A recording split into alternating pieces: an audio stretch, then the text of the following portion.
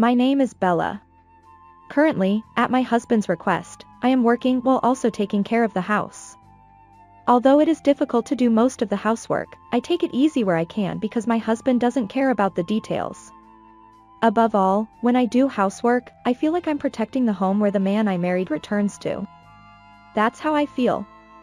However, I couldn't live such a wonderful married life. Hey, Bella. There's something I'm curious about. Can't you increase the amount of money you send me? Money? My husband Adam's mother, who is my mother-in-law, came to the apartment where Adam and I live and said that Adam's mother has been living alone since Adam's father passed away, but Adam says he wants to support her mother's life, so he sends her a fixed amount of money every month.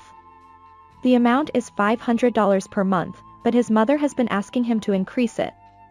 I'm sorry, we need our own living expenses too. When I gently refused, my mother-in-law let out a big sigh in a contrived manner. I knew it. Daughters-in-law are always indifferent to their mothers-in-law. You must think I'm a nuisance, right? You probably don't want to send me money either. No, that's not true. I'm worried about my mother-in-law, who is lonely after losing her husband, too. However, this is a matter of money, and our life is not so wealthy that we can give her more than $500. So we can't increase the amount of money we send to her. No matter what you say, it's useless. I hate you just as much as you hate me, Bella. This feeling can't be changed. Huh? I didn't particularly dislike my mother-in-law, but it became complicated when I found out that she hated me for this kind of thing. In the end, my mother-in-law came to consult us about wanting to increase the amount of money we send her, and Adam also said, I want to support my mother more, but, Anne was hesitant. At that moment, Adam looked at me, so my mother-in-law glared at me for a moment. Maybe she misunderstood that I was telling Adam not to send money and that's why the amount of money wasn't increasing. I originally had little to do with my mother-in-law, so I didn't know whether we were on good or bad terms, but I realized that our relationship was bad. In addition, I later realized that Adam's mother was more important to him than I was, his wife. Hey, Bella. I still want to increase my mother's allowance. Huh? Did you say that because your mother told you that? I think it's impossible to increase the amount from $500. We talked about it again after your mother left. But my mother is still living alone in her parents' house. Isn't that pitiful? Even if you say it's pitiful. So, why don't we increase the amount of allowance from $500 to $1,000? I was surprised by his words. The number of allowances of $500 was a number that he had arrived at after dividing the rent and living expenses with me and subtracting the amount of savings for the future. When we got married, Adam said, let's each take care of our own parents and not force our parents on each other. At that time, I began to think that Adam didn't want to take care of my parents. When Adam and I got married, we promised that we wouldn't live together with our parents and that we couldn't invite our parents to our home without the consent of our partner. So my parents have hardly ever come to the apartment. My mother-in-law had never come either, but I didn't hear anything about her recent visit. I think Adam must have been contacted by his mother, but he broke the promise he made when he got married. He made a rule and then broke it, and he intends to make me keep the rule while he breaks it. As evidence, he says he wants to increase the amount of money he sends to his mother from $500 to $1,000. If he is going to raise that $1,000, he will have to cut his living expenses or savings. In other words, he is relying on my income as his wife. I asked him that after I found out. How are you going to prepare $1,000 by yourself? It may be a little cold, but we promised each other when we got married not to cause trouble for each other's parents. There is nothing to say but that it is terrible that he broke that promise without apologizing. I have no choice but to ask Bella to give me the money. I'm barely making it with $500. Besides, isn't it strange that only I am giving money for my mother's support? I twisted my face. Who are you to say that's funny? He was the one who decided to take care of his own parents. When my mother broke her bones and it was difficult for my father to do the housework alone, I went home once. At that time, Adam said something stupid like, if you go home, the housework here will be neglected. Isn't that sacrificing my life for your parents? He hates being involved with my parents so much. That's why I haven't mentioned anything about the money he sends to his mother so far. And yet, he has no right to say that it's strange that only he pays for his mother's money suddenly. What are you talking about? You're the one who said when we got married that you would take care of your own parents. But now you're breaking that promise and asking me to help only your mother when your mother comes crying to you. That's different from what you said before. Well, I did promise that, but promises change over time, and I think it's better to think more flexibly. What is Adam saying? He doesn't seem to care about breaking his promise. I sighed in disbelief. Hey, you're sending $500 a month to your mother, but I'm not sending any money to my parents. If you tell me to give you $500 a month, I'll send it to my parents instead of sending it to my mother-in-law. Huh? Your parents are still healthy, aren't they? My mother-in-law comes all the way to our apartment, which is quite far away. Besides, my mother-in-law has money left by your father, a house, and seems to be working part-time, so she doesn't need any more money, does she? I thought I was saying something reasonable, but Adam looked at me as if he couldn't believe it. After being surprised for a while, Adam muttered, I didn't think you were such a heartless person. You're abandoning my mother. He said that to me. I'm not talking about abandoning my mother-in-law. Rather, since Adam has been neglecting my parents before I have, I'm just saying that I'll send money to my parents instead of sending it to my mother-in-law. After all, I kept my promise to take care of my own parents, but it's bad that he suddenly wants to break it. Besides, there was no way I could see that my mother-in-law was having trouble living to the point where she had to increase her support. Anyway, I can't increase the amount of money I send to my mother-in-law. We promised when we got married that we would take care of our own parents ourselves. If you break this, you'll have to do a lot of things for my parents from now on. Adam says that his parents should be taken care of by himself, but he doesn't even show up at my parents' house for events like Easter and Christmas every year. My parents may have seen Adam's face only when he came to greet them and at the wedding. Anyway, Adam avoids my parents. He avoids my parents so thoroughly that he has no right to complain if I do the same. When I firmly refused to increase the amount of money I sent to my mother-in-law, Adam fell silent for a while. I thought he realized that it was impossible to ask me to increase the amount of money, but Adam did something outrageous. One day when I came back from work, there were insurance documents and the cash card on the table. That day, I couldn't find my smartphone and memo pad since morning, but they were on the table. And there was Adam, smiling at them. What's this? When I looked at the insurance documents, it was the insurance I had contracted. It was about the cancellation procedure. It was as if he was checking the cancellation procedure one by one. I canceled your insurance. Now you don't have to pay extra money for insurance every month, right? What? I was confused. Then I took the cash card. This account is that Adam and I use jointly, and the name is Adams, but we save the same amount every month. I checked. And in the last column of the page of the account, it was written 0. All the savings we had done so far had disappeared. What is this? The savings are gone. Oh, I withdrew all of it and supported my mother. What? It's my money, so you don't have any complaints, right? Look, isn't the money of a married couple the husband's? I didn't say that. This money was something that you and I had been saving little by little for the future. But you suddenly gave it all to your mother. Do not be silly. When I got angry, he frowned. Hey, I didn't say anything stupid.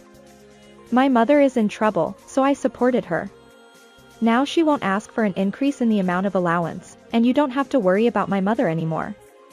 Even so, our savings, do you understand? We had $30,000 in savings. You gave it all to your mother all of a sudden. Don't mess around. As soon as he realized that I couldn't calm down, Adam began to get angry. Oh, I see. You don't care what happens to your husband's mother, do you? You don't care about my mother, who is living alone and lonely. I didn't say that, but it's definitely true that my mother-in-law doesn't need any more support. I've never heard of anyone who can't live without $30,000. It's just that he did things that a couple shouldn't do, such as giving her $30,000 of our savings for our future, canceling my insurance, and using the money I used for insurance for his mother from now on. For Adam, making his mother happy was more important than his promise to me. I was stunned. Anyway, the $30,000 I gave to my mother won't come back. So keep saving money properly. I'm going to give my mother a present when I save money again. What is this guy really saying? He tells me to work hard to save money, but he says that if I save money, he'll give all the money to his mother. He has no intention of saving money for our future. He doesn't even imagine building our own home or raising children. For him, his mother's life comes first, and our life together doesn't matter. I gave up. It's useless to ask anything of this person and my mother-in-law. Even if I ask my mother-in-law to return the money, she will say that it is the money her son gave her and that she has no obligation to return it if her son's wife asks. I understand. I won't expect anything from you anymore, I said and left home. I rushed to a law firm and consulted with them. Although I had been saving a fixed amount of money every month, he withdrew all of the couple's money and gave it to his mother-in-law. When I told them about it, they said, let's get half of the money back, as if he had embezzled the couple's money. I decided to proceed with the divorce and receive it as a property division. When I handed him the divorce papers, Adam said, "Divorce papers? Are you trying to threaten me? I'm not affected by such threats. Give up already." He seemed to think that I wouldn't divorce him for some reason and was full of confidence.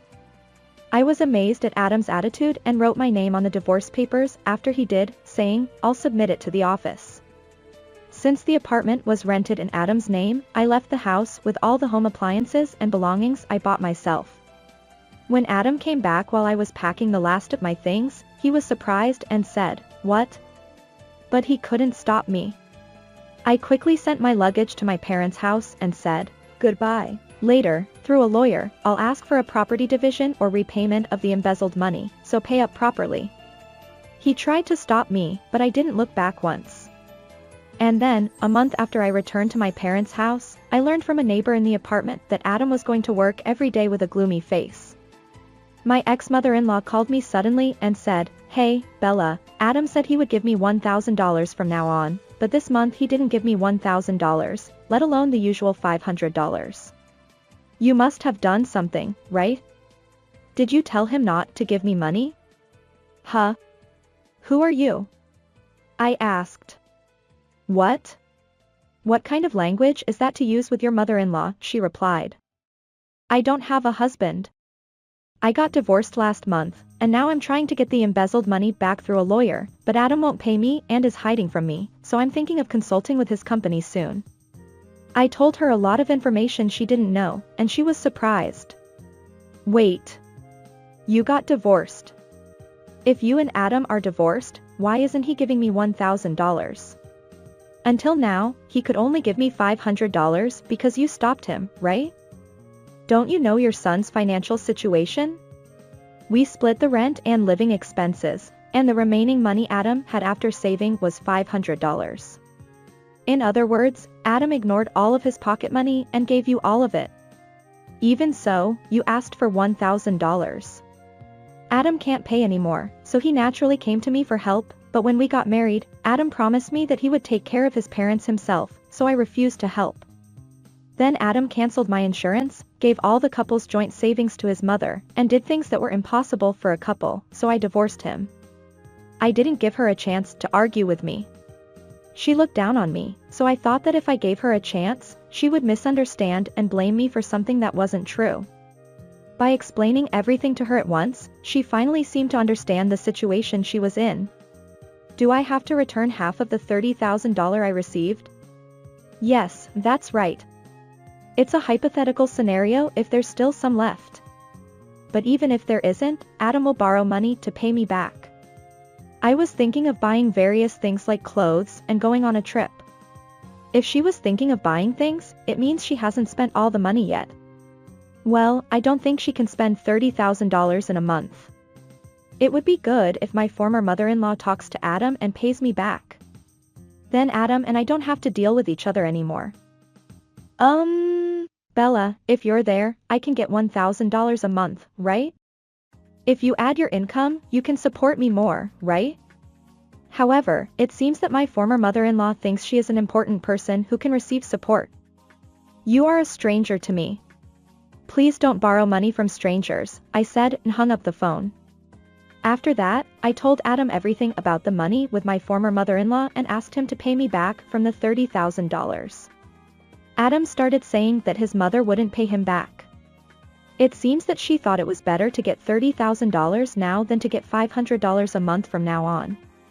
It was a situation where parents are parents and children are children. Adam shouted, "Pay back the $30,000, and my former mother-in-law said, "It's my money, so I won't pay it back."